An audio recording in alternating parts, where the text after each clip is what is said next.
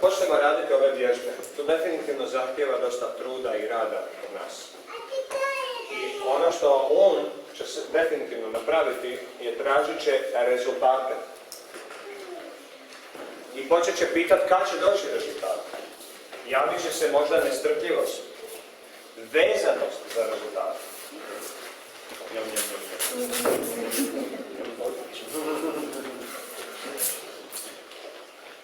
Najveći neprijatelj za naš rad na sebi je očekivanje rezultata.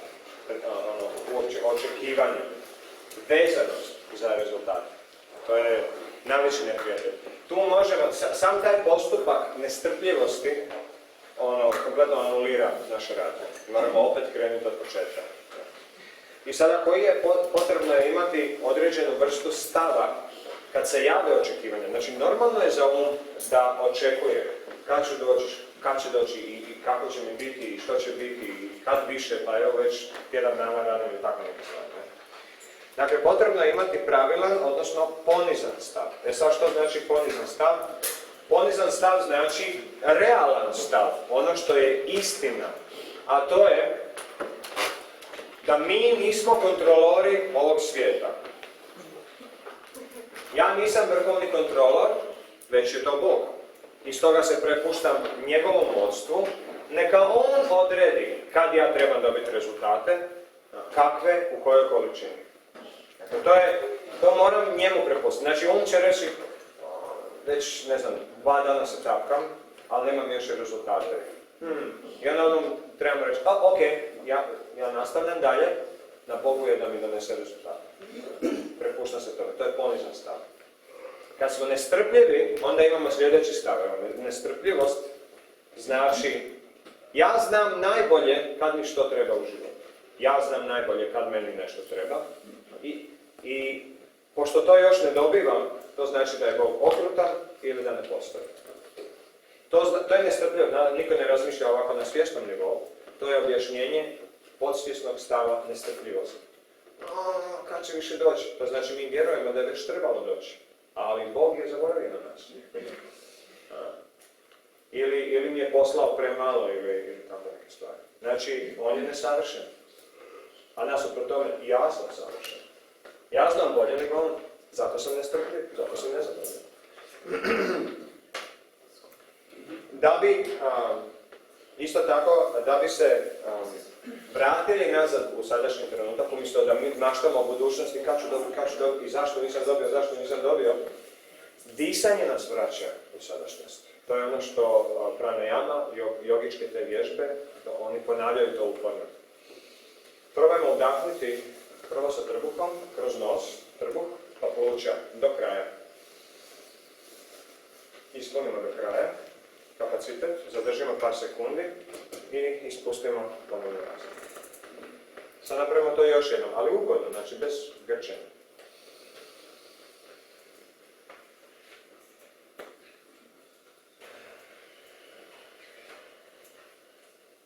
Sad još jednom.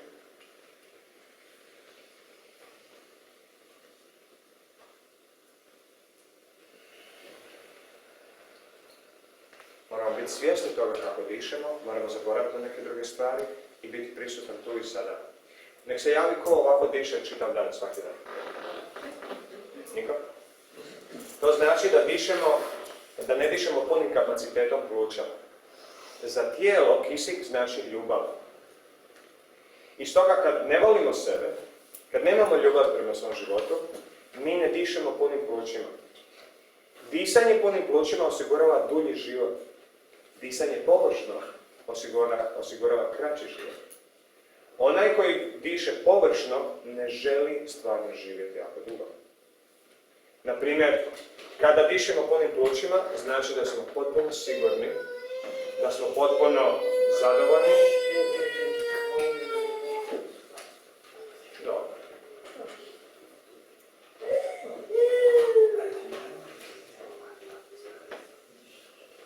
Nismo potpuno zadovoljni. I ne dišemo punim plućima. Možemo vidjeti, kad dišemo punim plućima, znači da smo sigurni, zadovoljni, da se osjećamo zaštićeno, vođeno, da je sve u redu. Kad ne dišemo polnim plućima, tako se disanje zove dahtanje. A ko dahće? Životinje. Zato životinje kratko žive. I životinje se nalaze u konstantnom stresu, instinkta, odnosno straha. I zato oni tako dišu. Nikad nećete vidjeti onako sam.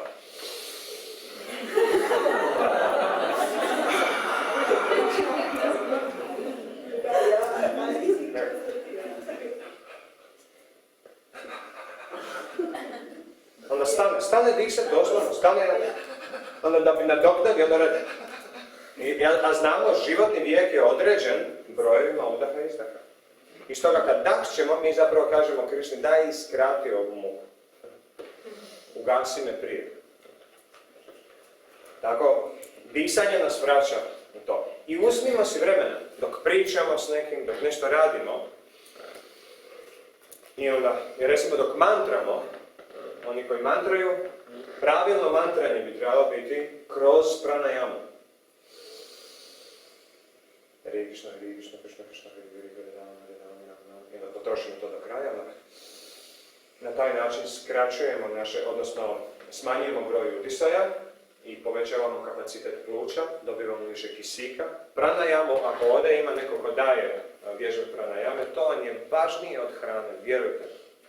Ako se ujutro pravilno nadišemo zraka, naš centralni živčani sustav dobije jako puno kisika, koje onda troši kad smo u stresnim situacijama.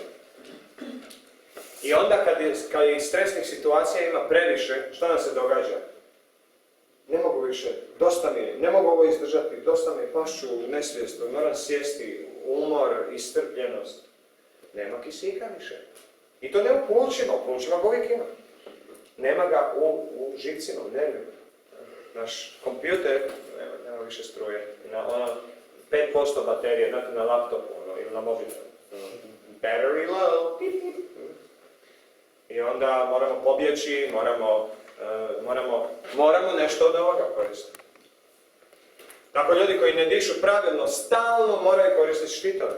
Stalno, konstantno, 24 sata na dan. Ok, dalje. Sad, kad dođu rezultati, recimo da radimo na odnosu sa nekom osobom, roditeljem, partnerom, djetetom ili tako nešto, koji je inače bio jako loš, nepopravljiv, nismo vjerovali da se može stvarno riješiti. I tapkanjem, zapravo i ovim radom na sebi, to popravimo. Odnosno, osoba koja nam je do jučer bila neprijatelj u našim očima, imamo ljubavni odnos s njom, baš ljubav, povezanost, prijateljstvo i sve. To će izgledati kao čudo. I u dosta stvari imat ćemo osjećaj da mi nismo stvarno toliko napravili truda da bi ovakve rezultate imali. I onda, kako to doživjeti? Nepravilno bi bilo to doživjeti i ići svima u naokolo to govoriti. No šta, ne mogu vjerati, ja sam se godu, ja ćemo onda potrošiti sve to u roku jednog dana. Kao dobitak na lotu. Znate, ljudi u šoku upadnu. Prevelika količina sreće koju nisu očekivali. I onda, što se dogodi? I onda toliko idu trošiti naokolo, ne novce, nego tu sreću, da zapravo prođu kroz traumatična iskustva umjesto kroz ugodne iskustva. Materijalna sreća itekako može biti traumatična. A da mi toga... Mi ćemo sve ta iskustva zaboraviti. Ništa od toga nam neće ostati u sjećanju. Stvarno. Samo ćemo znati da smo bili da je bilo intenzivno, ali nećemo se sjećati misli, nećemo se sjećati emocija stvarno, zato što je traumatično iskustvo i podsvijest će prema tome reagirati isto kao i prema negativnom iskustvu. I sada, kada pozitivni rezultati dođu, on ima tendenciju da se uznemiri prevelikom srećom, kao da nismo očekivali toliko nagradu, kao da treba. To je loš stav koji po zakonu privlačenja rezultira brzom transformacijom iz pozitivnih u negativne rezultate. Jako brzo izgubimo na tu sreću. Ne samo sreću, nego i razlog zašto smo sretni, smo novci ili partner ili tako neke stvari. Pozitivne rezultate prihvatiti sa zahvalnošću i meditirati na tu zahvalnost duže vremena. Sreću zadržati u srcu i pustiti da traje kako bi je bolje zapamtili. To ne znači potisnuti svoju sreću. To samo znači zadržati je u sebi, doživjeti je u sebi, a ne van sebe. Ono biti van sebe od sreće, ne, to treba biti u sebi sreću. Zašto? Evo recimo jedan primjer. Vjerujem da su svima normalni WC-i, da su uglavnom manji prostorije. Sad kad ste bili u ovim dolje WC-ima, gdje je zahod, mala prostorija, metar sa metar šta. I sad ako bi unutra uzeli ručnu granatu i bacili unutra, zatvorili vrata i granata eksplodira, koliko će se dugo vidjeti posljedice? 1 dan, 2 dana ili praktički zauvijek? Zauvijek. Dok ne renoviramo tu sobu, zato što je mala i onaj udar je uzrokovao jako duboke impresije ovih gelera i eksplozije i tako dalje. Ali ako tu istu granatu bacimo na livadu i ona eksplodira, niko neće ni znati da je tu eksplodiralo. Možda je neki jelen prošao pa napravi ovo sa kopitama i isti rezultat. Jer se nije imalo od šta reflektirati. Tako kad sreću zadržimo u srcu i ona eksplodira unutra, to se nikad više neće zaboraviti. I mi ćemo imati impresije te sreće svaki dan. Kao da onda taj zahod dolje očistimo, jel? I onda ostavimo na zidovima ove sve fleke. Svi će znati da je tu nešto eksplodiralo. Uvijek, zauvijek. Kogod dođe to reći, Tako isto i svaka sreća koju doživimo u kontaktu sa Bogom ili sa našim jastvom ili kroz ove transformacije, kroz ove vježbe, treba zapravo podijeliti samo sa osobom za koju 100% znamo da će razumjeti to pravilno. Zamislite da dođete nekoj osobi, doživjeli ste kontakt sa Bogom, nešto vam se predivno dogodilo, transformirajuće. I dođete nekoj svoje prijateljice ili prijatelju ili ocu ili majci, znaš što mi se dogodilo i to i mi ispričamo, oni, ma to ti nešto foliraš, to si ti nešto zamislio. Hoće li nam se sreća odmah izgubiti? Praktički odmah, momentalno. Podijelimo to sa krivom osobom i izgubimo sve. Ta osoba može jednostavno zagaditi sve to samo zato što ne razumije. I zato je bolje prvo zahvalnost, znači to sa Bogom dijelimo. Joj, predivno, hvala ti, predivno, totalno te vidim, kužim te, da, vidim da je to tvoje djelo, hvala ti. Takva sreća može trajati danima, tjednima. I ako prije nešto, da tako kažemo, izblijedi, ako još koji taj doživljaj doživimo, onda sreća nikad neće prestati. Mi ćemo uvijek imati osjećaj kao da svaki dan dobivamo na lutriju. To je, i tako bi se trebali osjećati. Jedino tako se duša može osjećati. Mislim, najmanje to. S obzirom da imamo i tijelo i ograničenje u ovom svijetu, najmanje što bi trebali osjećati svakog dana je kao da smo dobitnik lutrije. Nema problema uopće. Što god da je, ja sam jednostavno dobitnik, ja stalno dobivam. I previše. Moram dati to nekome. Moram još nekome ovo pokloniti ove stvari. Ja imam previše. Dakle, čuda su sasvim prirodna pojava za duhovnu dušu koja se tek budi.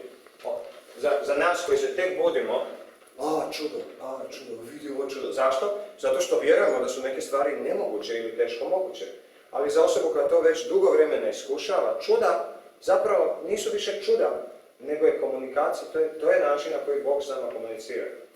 Ono što bi mi inače doživjeli kao čudo, nevjerojatnu transformaciju, u budućnosti ćemo doživljavati, nakon nekog vremena ćemo doživljavati kao kompletnu normalnu komunikaciju sa Bogom. Kako On uzvraća nama to što mi želimo komunicirati s njim. To što se mi želimo transformirati nazad u ulogu duše. Tako, Bog konstantno komunicira s nama, konstantno i sad u ovom momentu. Pa je potrebno naučiti to i vidjeti u svakodnevnom životu i kroz ove vježbe. Sad dalje, uklanjanje štitova lažnog ega. Znači to je ovo ovdje, to su ovi štitovi. Kako ih ukloniti? Tu filozofiju ja zovem neka boli, a boli će definitivno. Štitovi ega aktivni su dok god postoji imalo straha od smrti, bespomoćnosti i ikakvog gubitka. Ako imamo strah od nekog gubitka, a što ako ne budem zdrav, što ako ne budem lijep, što ako ne budem prihvaćen, što ako mi se sutra nešto dogodi i tako dalje. Dok god imamo te ideje u glavi i strahovanja, čak i ako su podsvjesne, mi ćemo stalno koristiti štitove, čak i ako ih nismo svjesni. A kad koristimo štitove, to je kao da, ne znam, sam jučer o tome govorio, da sad uđe nekoliko ljudi ovdje u punoj ratnoj spremi. Kacige, oni štitovi, automatske puške, noževi, čizme, sve uđe. Dobar dan! Mi sklanjamo se noževi na sve strane, bajoneti. Normalno da bi se uplašili od njihovih štitova. I onda bi normalno bilo da možda ispod stola ja izvodim neku sačmaricu i kažem, a vidi ovo. Na taj način mi komuniciramo s drugim ljudima. Mi primjećujemo samo štitove, a toga nismo ni svjesni zato što smo mi iza štitova. I što je najgore od svega, mi biramo ljude sa čijim štitovima najbolje možemo manipulirati. Tako ćemo uvijek odabrati osobu za prijatelja ili partnera, osobu za koju barem vjerujemo mi da imamo bolje i jače štitove. A toga uopće nismo svjesni. Tako će muškarac odabrati ženu za koju vjeruje da je nadmoćniji od nje i da može što manipulirati. Žena će isto tako tražiti takvog muškarca. Da u datom momentu, kad ja hoću, da ja mogu njega poraziti. Ili da ga mogu dovesti pod svoju kontrolu. Ali ne mislimo to na svjesnom nivou. Niko na taj način ne razmišlja. Niko, uhvatili bi se da smo stvarno zle osobe, tako razmišljamo na svjesnom nivou. A to je nama prirodno. Dakle, štitovi ega su stalno prisutni dok god ima straha. Ljutnja, uvrijeđenost, jadikovka, strahovi, nesigurnosti, bijes, agresija, sve su to štitovi kojima se služimo za aktivnu komunikaciju sa ostalim utjelovljenim dušama u ovom svijetu. Mi ne možemo komunicirati na tjelesnom nivou, a da nemamo štitove. Ne možemo igrati tjelesnu ulogu sa drugom osobom, ja sam muškarac, ti si žena, i tu je privlačnost, potreba, ovo, automatski će biti štitovi. Dok god postoji potreba, postoji strah od gubitka. Jer potreba znači ja nešto nemam. Kad recimo pitamo ljudi, zašto tražiš partnera? Zato što želim ljubav. Želiš ljubav, to znači da je nemaš. Inače, zašto bi je tražio? Ono što nemamo, to tražim. Daj mi ljubav. I ako nemamo ljubav, tražimo je, znači nemamo je, šta ćemo onda dati toj osobi? Ništa, samo ćemo tražiti. I to je ljubav u materijalnom svijetu, ljubav preko materijalnih identiteta. Uzimamo, ne damo. I zato se takva ljubav u Vedama naziva požuda, kama, potreba, uzimanje. Danas ću govoriti na predavanju, sad evo već 3 sata, ako možete izdržati više mene slušati, i meni je puna kapa mog glasa. Govorit ćemo razlika između požude i ljubavi. Zašto o tome ćemo govoriti? Znači, predavanje koliko sati. Ako vas zanima. Kada ih prestanemo koristiti, i to svjesno, ne slučajno, znači svjesno maknemo svoje štitove, on postane osjetljiviji i lakše se povrijedi, da tako kažem. To je potrebno kako bi znali gdje nas boli i što trebamo liječiti. Svaka bol ulaže negu, znak je da se tu mora mijenjati i to se onda mora mijenjati odmah. Znači, drugim riječima, neka osoba nas može uvrijediti, mi nećemo uzvratiti nazad. I vidjet ćemo da je onda što da radim, postane jako osjetljiv. I zato nam trebaju te vježbe. Znači, to moramo prakticirati prije nego što uđemo u kriznu situaciju, da znamo kako ćemo reagirati bez štitova. To je isto tako jedna od vježbi. Pripremanje na reakciju, na razne reakcije, bez štitova. Zato se moramo pripremiti, jer u kriznim situacijama reagira automatski. I mi nemamo kontrolu nad tim. Koliko puta smo dali kao opravdanje, uznemirio sam se i šta da radim. Drugim riječima, kad dođu emocije, gotovo je. Mi smo onda zasićeni bijesom, strahom i mi ćemo prirodno reagirati pod štitove. To treba pripremiti unaprijed. Znači, ako mi se ovo dogodi, onda ću to napraviti udahnuti duboko, imati tu viziju, taj argument, tu mantru, onda afirmaciju i tako dalje. To je rad, to je priprema, to znači rad na sebi. Znate što znači diplomski rad? Ko je ovdje nikad dao diplomski rad? Jel' da je bilo ovako fola, da u jedan dan se sve riješilo? Uopće ne trebaš nikakva istraživanja raditi, ne moraš ispravljati, ništa, to napišeš bez problema. A tako mi mislimo i očekujemo za sebe u duhovnom životu. Znači spontano ići, ne moram ništa posebno se truditi, raditi. To ne ide tako. Razvijanje tolerancije prema kritici.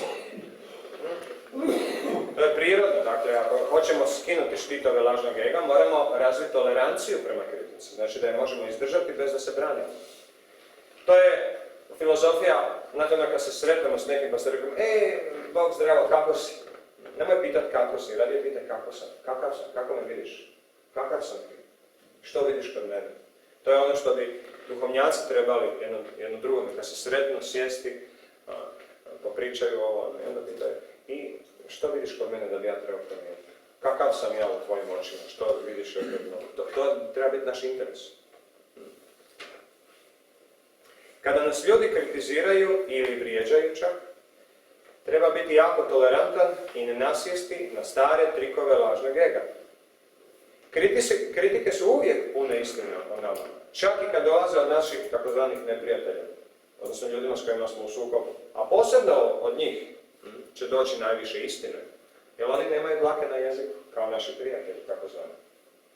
Pa onda našoj najbolji prijateljici ili prijatelju kažemo, daj, kaži mi neku kritiku, šta ja loše radim, daj da mogu to ispraviti. Mislim, naš prijateljica neće baš biti zainteresiran za taj rizik da izgubi naše prijateljstvo. Ja kažem, ništa super.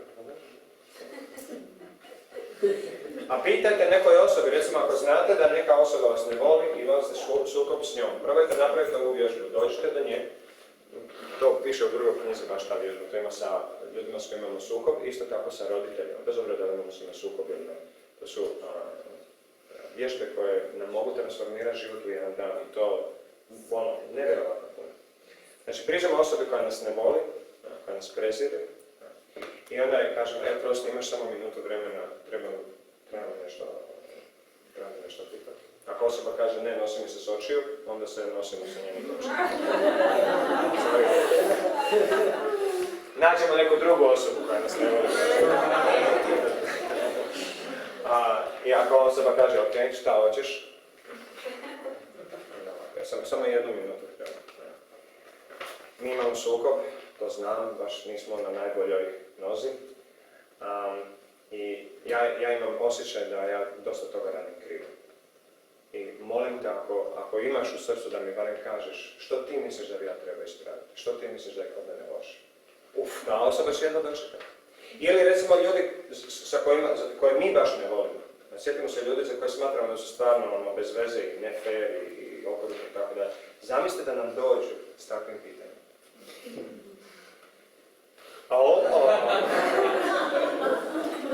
Pa dobro si se sjetio više. Imam ja cijelu listu za tebe, gdje ćeš da počne. I ako osoba počne, možda će reći da, ti ovo i ti ono i ti stalno uznemirana i možda će govoriti stvari koje su pretjerane, zato što ona tako to doživlja, nema veze. Super, to je za naše uši nektar. Konačno, da znam što treba mijenjati.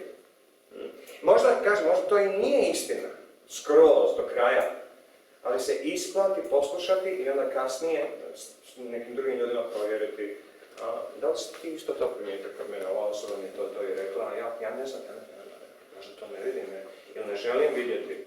Trebamo biti zainteresirani za to što loše radimo, a ne što dobro radimo. Tako da, dakle, strpljivo, potrebno je čuti svaku kritiku i pripremiti se na nereaktivnost. Strpljivo i sa zanimanjem poslušajmo što nam se govori. Kasnije možemo o tome razmišljati koliko je nešto istina, a koliko samo potreba te osobe da ih strese svoje frustracije i svoj štit. Mada ovo zadnje bi trebalo biti stvarno zadnji zaključak, jer nama taj zaključak ne koristi ništa, niti nam pomaže da se promijenimo. To znači kad nam osoba počne sasipati sve to u lice, mi ne bi trebali niti ovako stati, niti ok, dobro, da i, jesi gotov? Sorry, moram ići. Ne, nego, dobro.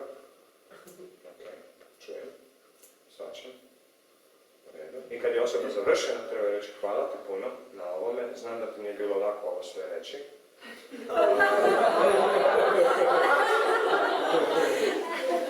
A sad ću to objasniti šta to znači. Zamislite da imate neku osobu do koje vam je stalo, ali osoba stvarno griješi. I vas je povrijedila i druge ljude i šta ja znam. I vama je jasno gdje osoba griješi, ali imate problem da je to kaže. Znači problem je to toj osobi reći, ali ne znamo kako će osoba reagirati. I sada mi odlučimo toj osobi ipak to reći. Hoćemo li se pripremiti na to? Itekako. Onda se pripremamo zato što ne znamo kako će osoba reagirati. I sad mi se pripremimo i ono što se događa kad priđemo osobi, kad joj idemo uputiti kritiku, naša se srčana čakra otvori. Kompletno. Sad ćete reći što to znači. I sad zamislimo, mi kažemo, znaš, imam ti nešto za reći, i osoba reći, i mi kažemo, znaš, to radiš krivo i to, ne bi trebalo to osoba. A ko se mi ti da mi ti govoriš? Pogledaj sebe, daj, nosi se. Zar nećemo dobiti direktno mač u srce? Kompletna povreda, ok, više neću ništa govoriti. Odi u pakao, ako hoćeš. Dati nekome kritiku znači biti izložen povredi. I stoga kad nas osoba kritizira, njena čakra je otvorena. Nemojte uzvratiti mačem, nego ok. Tek kad osoba polako zatvori čakru, kad završi sa tim izlaganjem, mi mislimo da smo mi tada povredili. Ne, upravo osoba kad daje kritiku je užasno povredila u tom momentu. I ako mi nemamo strpljivo uho i nježan pogled i razumijevanje i prihvaćanje, doslovno kao da glavu odsječemo toj osobi. I osoba će sutra dan vidjeti nas kako slučajno jedemo otrov i neće nam htjeti ništa reći. Jer će radije da mi umremo, nego da ona doživi još jednu povredu direktno u srčanu čakru. Jer takva povreda može uzrokovati tumor. Mi nekome idemo uputiti kritiku, osoba nas odbije nazad, to je tolika bol i tolika patnja u glavi da može tumor izazvati. Dakle, mi nemamo pojma s čim mi dilamo. Ljudi nisu objekti, su živa bića sa svojim stavom, sa svojim osjetljivim točkama, sa svojim ranama, sa svojim željama i potrebama. A mi tako ti je ovo, sad ti je ovo, kao da su ljudi ništa, drvo, mrtvo, stolica. Velika uvreda, realna uvreda, ne? Tako to je naša tolerancija prema kritici. Uvijek trebamo biti entuzijastični kad čujemo, imam ti nešto reći, ali nije baš ugodno. Super, daj, jedva čekam. Osobi će odmah biti lakše. Slobodno kaže, što god je na srcu, slobodno kaže, baš radim na sebi i stvarno sam zainteresiran, neću ti reći. Ok, onda osoba je malo sigurnija, onda kad počne govoriti i onako objašnjava, pa ne, nije da baš tako, ali kaže, slobodno kaži točno ono što osjećaš, kuneviti se da se ne čuje. I onda će osoba, ako uspije, ako vi stvarno pokažete da ste otvoreni za to, onda ono što se događa je dvije srčane čakre otvorene i spaja se. Onda dolazi do prave komunikacije i onda dolazi do transformacije oba srca. Ta osoba će se osjećati predivno nakon toga i imat će entuzijazam da i ona bude bolja osoba. Kad mi nekome pokažemo da smo spremni se promijeniti, da smo spremni čuti kritiku, ta osoba će nakon toga reći da li sam ja stvarno bio u pravu što sam to sve rekao, možda bi ja to kod sebe trebao promijeniti. Odmah transformacija na oba dvije strane. Svi su onda otvoreni za promjenu. Ok, dalje, da bi mogli takvu toleranciju razviti, da bi mogli sve ove stvari imati na umu, treba razviti moć promatranja sebe i drugih. Što je više moguće primjećivati stvari oko sebe, a to znači kako drugi ljudi reagiraju na nas i kako mi reagiramo na društvo drugih ljudi. Za to je potrebno biti prisutan sada, a znamo sada, disanje, koja je moja reakcija, kakve su mi misli, kako reagiram na njih, koji je moj sad pogled na ovaj svijet, da li imam otpor ili imam prihvaćanje. Bez štitova i u ulozi promatrača. Uloga promatrača u ulozi promatrača nema igrača. Znači ne možemo igrati ulogu i promatrati ulogu isto vrijeme. Ili sudjelujemo, a kad sudjelujemo, onda smo pod zakonima kazne. Drugim riječima, poistovjetimo se sa ulogom i onda kad nam neko kaže da ti si jedna obična budala, I onda ti uđeš u ulogu muškarca, poistovjetiš se s tim, ko ćeš ti, šta ćeš ti, onda nismo promatrač. Kad nismo promatrač, ništa ne vidimo. Onda samo doživljavamo. Ništa stvarno ne možemo vidjeti. Onda smo hipnotizirani. Hipnoza. Moćan fokus. Kada je fokus duše privučen na tijelo, bilo sa bolovima, problemima, kritikom izvana, ništa od tog fokusa ne ostaje za dušu. I tako u tim momentima mi smo kompletni gubitnici. Mi definitivno gubimo na sve. Propuštamo izvanredne prilike. I ono što bi trebali kao promatrač razviti je sposobnost detekcije otpora u drugim ljudima prema nama i u nama prema drugim ljudima. Da li mi je sad neugodno? Da li sad imam neki otpor? Da li radije ne bi ovo nego nešto drugo? Ili da vidimo, vidimo ova osoba baš nije skroz opuštena, nije skroz fokusirana, nije skroz tu prisutna. To treba primijetiti i automatski promijeniti svoje ponašanje, da promijenimo tu situaciju. Mi moramo biti uvijek katalizator promjene, ne očekivati od drugih ljudi. Ajde i ti budi pristojan, nek nas to ne zanima. Nek se drugi ljudi ponašaju kako god hoće, što se gore ponašaju bolje za nas. Jer onda imamo izvrsnu priliku sve to vježbati. Prepoznavanje simptoma straha kod sebe i kod drugih ljudi. Potrebno je imati pravilan stav da bi imali pravilnu reakciju. A postoji samo jedan pravilan stav, a to je?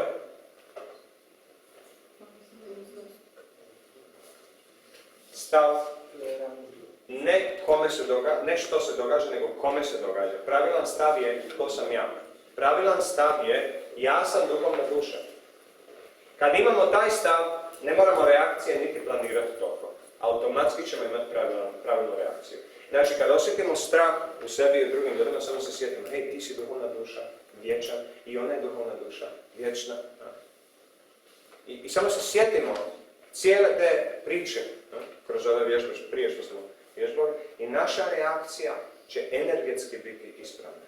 Čak nije ni toliko važno koje riječi koristimo. Je važno, ali ne toliko, koliko energija s kojom to radimo.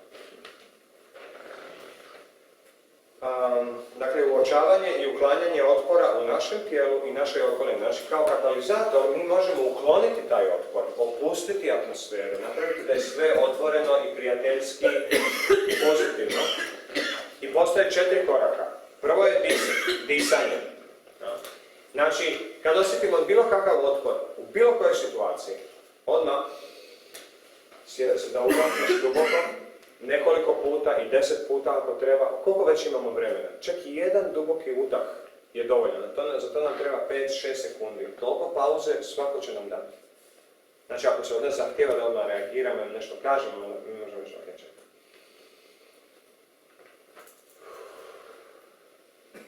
To je prvo. Drugo, kontrola misli.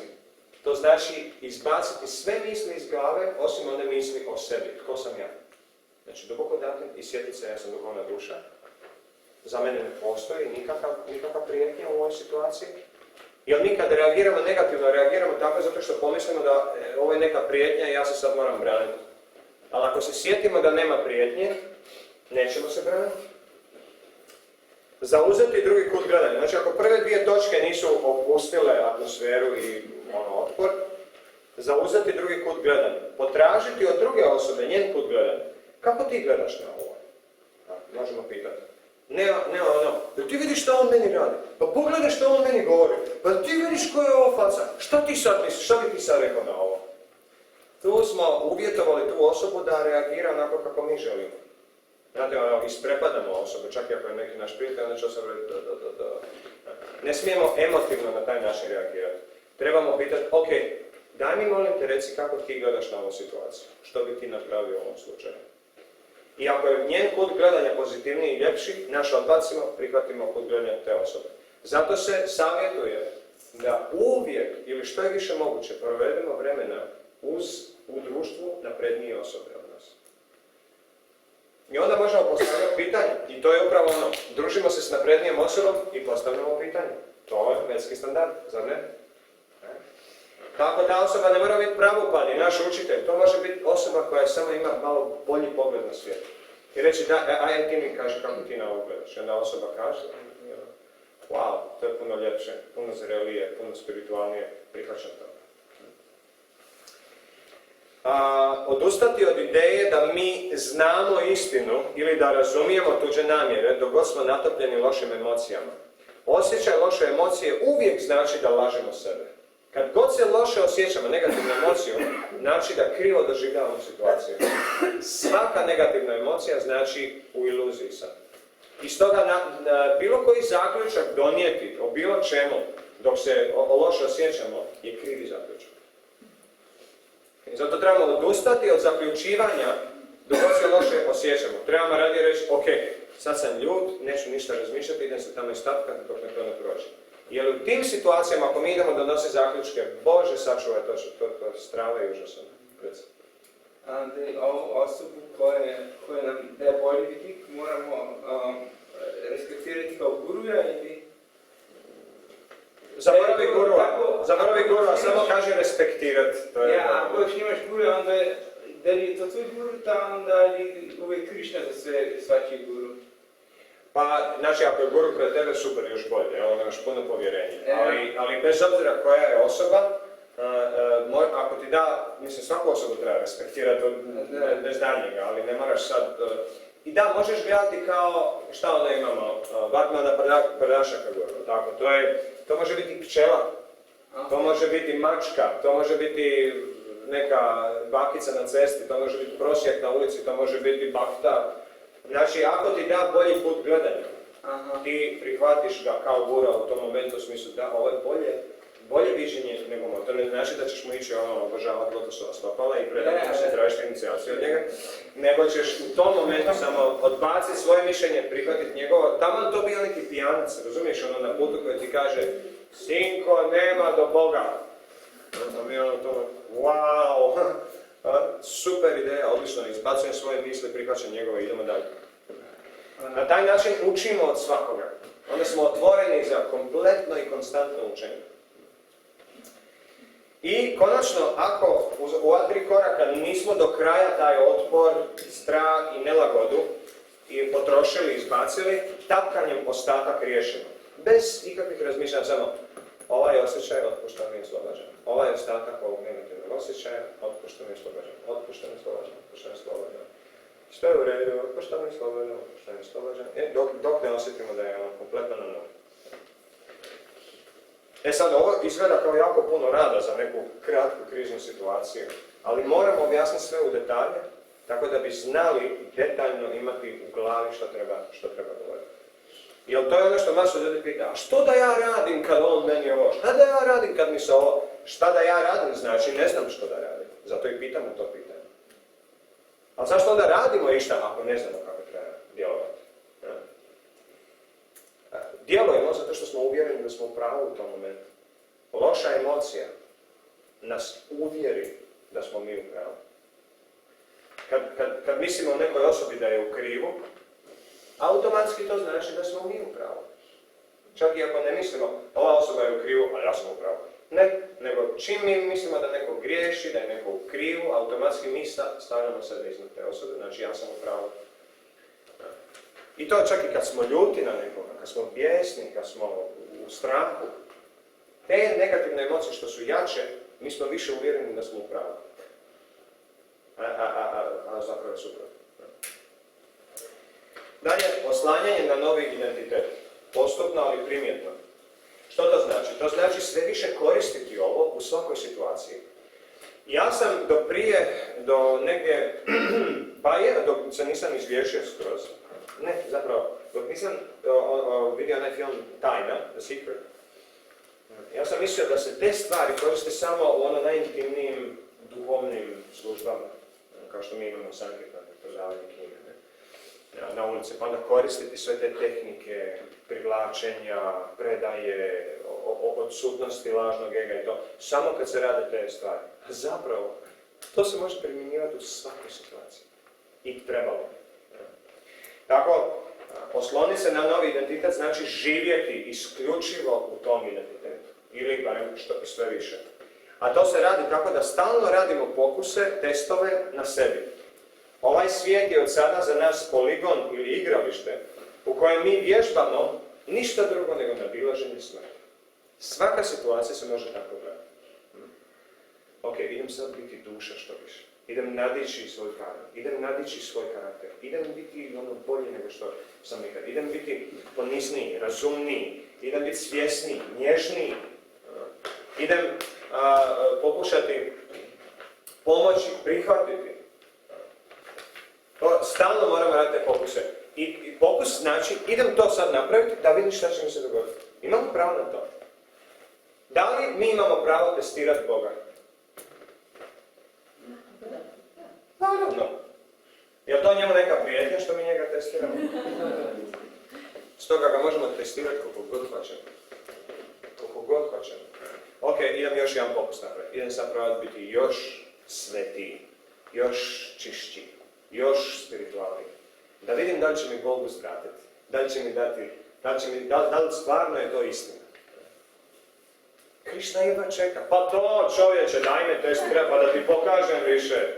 Jer ako on nas neograničeno voli, on polako jedva čeka, daj više, dosadno mi je ovdje sa mnom, hoću s tobom imati komunikaciju. Šta god. I zato se kaže, nijedan korak prema njemu, on 1000 prema nama. Tako da je planiranje misli i osjećaja za razne situacije. Dakle, kao što smo vizualizirali svoju tjelesnu smrt i nadišli strah od toga, dobro, nismo još uvijek, ali recimo da to vježbamo, tako isto treba vizualizirati razne neugodne situacije, koje inače doživljavamo u životu, za koje vjerujemo da ćemo se ponavljati. Tako da ih vidimo u umu do kraja, planirajući naše reakcije na način da se neugodnost te situacije neutralizira bez štitova, znači u ulozi duše. Planirati kako biti duša pred nekom osobom, pred nekom situacijom. Tog se plana držati i paziti da ego nikad ne izađe sa štitovima, već je uvijek iskreno i u ulozi duše. Karakter govora duhovne duše, kako duša razgovara, kako zvuči. I sad ovo uglavnom kad dajem seminare ljudima koji nemaju nikakvog kontakta sa bhakti jogom, sa vedama i tako dalje, onda moram dosta toga objasniti, ali ovdje većina vas ima dosta kontakta, pa onda već i znamo šta ovo znači. Znači, koristiti svaki slobodan moment za uklanjanje beskorisnih i bezvrijednih misli. Kako mi to zovemo? I bezvrijednih misli i zamijeniti ih čim prije. Ako nam je to teško, pokušajmo sljedeće. Prvo je uživljavanje u novi identitet. Znači, ponoviti sebi. Ja sam duhovna duša. Šta će meni ove misli? Ovo ne pripada duši ovakve misli. Drugo, opuštanje. Opustiti se, stvarno se opustiti, u potpunosti se opustiti, znači vjerovati da je sve za naše dobro. A ako smo imalo zgrčeni, znači vjerujemo da bi nam mogla doći neka šaketina u glavu sa strane, koju naravno Bog aranžira. I upornost, znači ustrajati u tome. Ne biti podložen želji za štitovima i pričekati da svrav strahova prestane, poput u jedna komarca.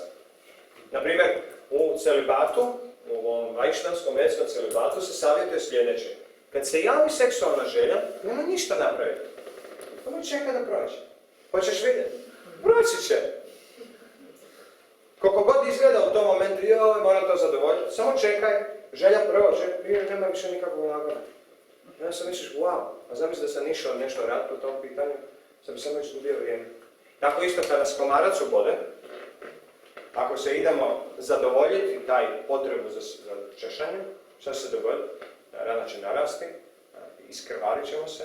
Konačno možemo umrijeti od toga ako nastavljamo češati se. Tako i strahovi kad dođu, nesigurnosti, ja što ako ovo, šta ako ono, aha, okej. Znači samo pričekati da vidim koliko će dugo ovaj strah trajati. Jednostavno ovako, ništa ne radimo, samo gledamo taj strah i puštamo da nas je strah. I čekamo da vidimo koliko će ovo trajati, samo po sebi. I već to samo, to ima svoj vijek trajanja, kao i sve u materijalnom svijetu, sve je prolazno. I strah se konačno transformira, sam od sebe. Tako, to znači biti uporan.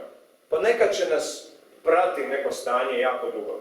Baš ćemo ono biti jako dugo, možda danima ili tako nešto. Treba samo biti strpljiv. Čak i ako ne znamo što raditi, kako to smanjiti, pričekaj, prestat će. I to govorimo o strahu. Naravno, ako se pojavi neka bolest, nećemo samo čekati da nešto raditi, ali mentalno, jednostavno možemo samo reći, ok, sad je tu strah, dobro, ok, sad je tu požuda, ok, neću ništa raditi, samo ću da vidim koliko traje. I onda je to test da mi vidimo koliko nam stvarno te stvari traju. Tako kad drugi put dođe, da znamo, to sad 15 minuta ili sad do navečer ili čim ospavam malo ili kako neko stvari. I onda nema uznemirenja, nema straha od toga, onda znamo to ništa.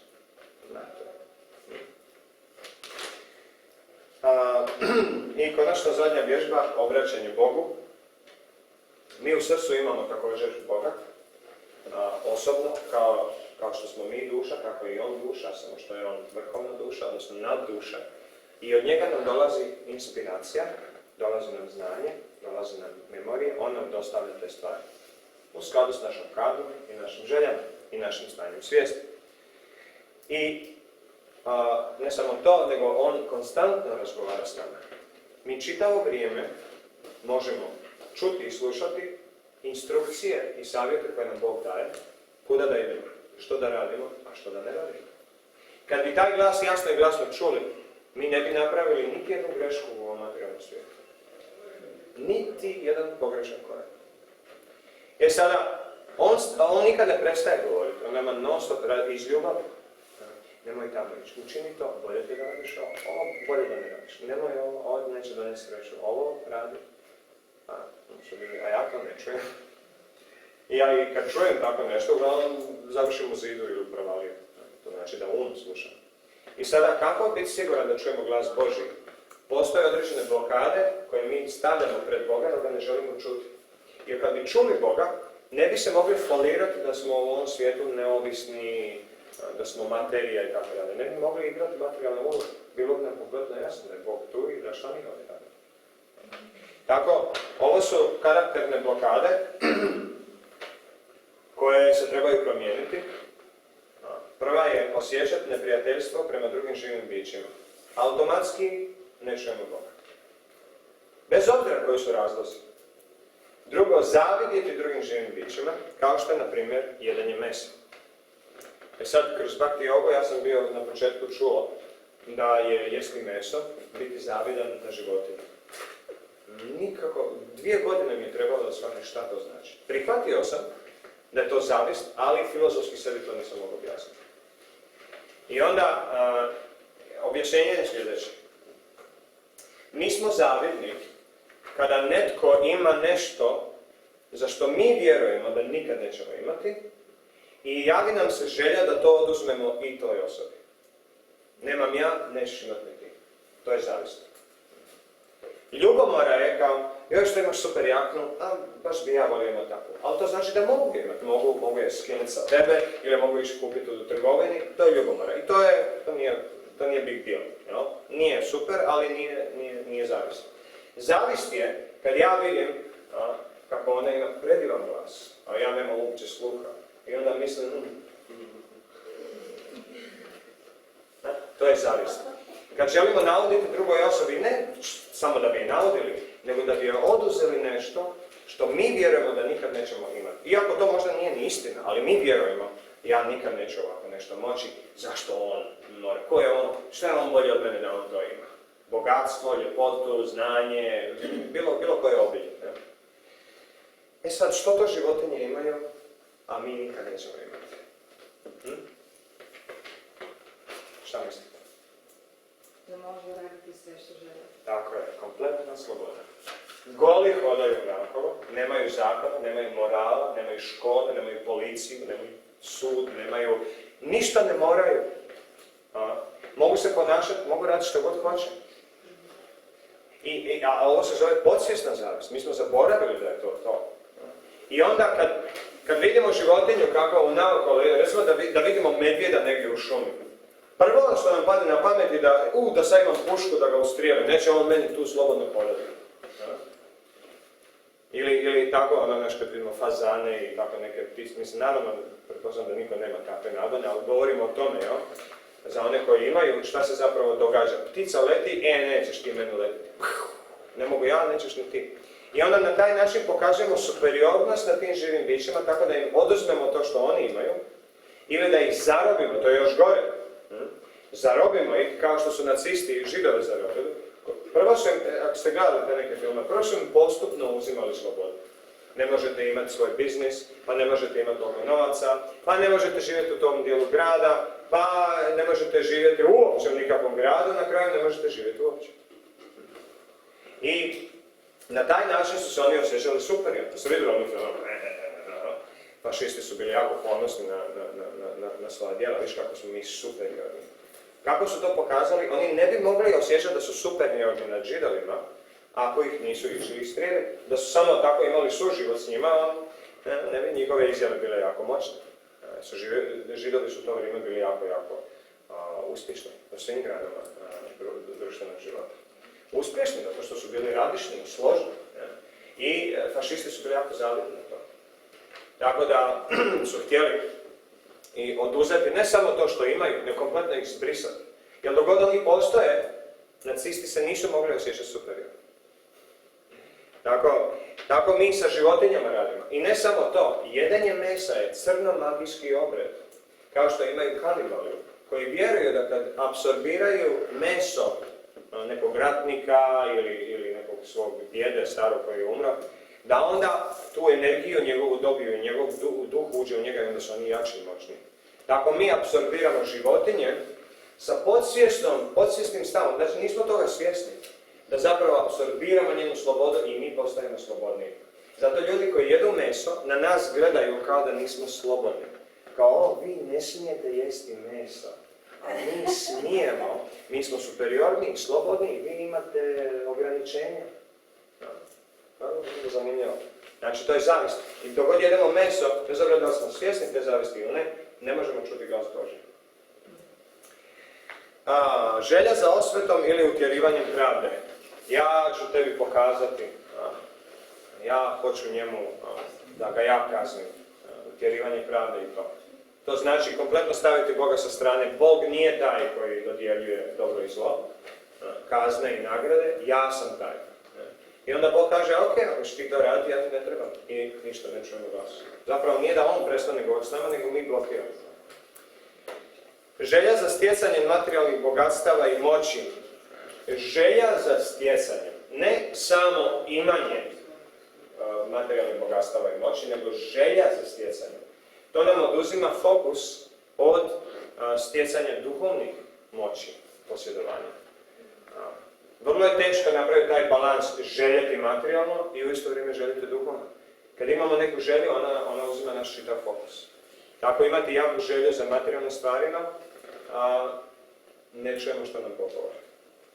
Dalje, prevelika vezanost za materijalno posjedovanje. Naprimjer, mi možemo naslijediti neku imovinu, ali onda Bog da mi je ko tako. To je, ljudi koji su jako vezani za materijalno posjedovanje, su ljudi koji osjećaju da nemaju ništa drugo u životu, nego materiju. To je ono, uzmi sve što ti život pruža, jer danas si cvijet, a sutra uvela ruže. Znači, zgrabi sve što ti u životu dođe, drži se čvrsto toga, jer kad to izgubiš, gotovo je, više nema. To je materialistički stav. Kad smo jako vezani za materijalno posjedovanje, nećemo glas Božji. 6. Prekomjerno uživanje u seksu. Tu se luče jako velike količine dopamina, što stvara veliku ovisnost. I osoba više nije spremna od ničega dobiti zadovoljstvo, koliko od seksa. Seks postaje prioritet zadovoljstva. I zato se od duhovnjaka traži da posebno taj nagon i tu želju reguliraju. Jer ona opet zauzme čitav fokus. Na ono seksualno zadovoljstvo. Mislim, ko u trenutku seksa